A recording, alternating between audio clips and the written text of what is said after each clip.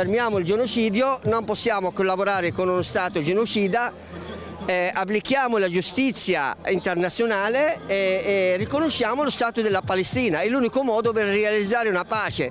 Come abbiamo scritto, l'ultimo giorno di occupazione della nostra terra sarà il primo giorno di pace in tutto il Medio Oriente. Assieme alla voce di Khaled Al-Zir, presidente della comunità palestinese del Veneto, si sono unite oltre 500 persone a Padova per supportare la Global Sumud Flotilla, l'iniziativa umanitaria internazionale che ha l'obiettivo di rompere il blocco israeliano della striscia di Gaza, oltre a rifornire di viveri e medicinali la popolazione palestinese.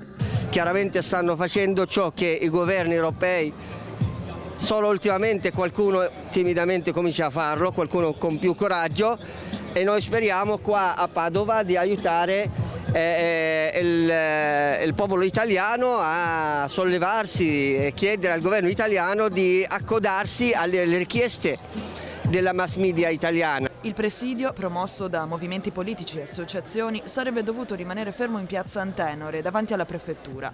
Da un momento all'altro, però, la folla ha formato un corteo, arrivando davanti a Palazzo Moroni.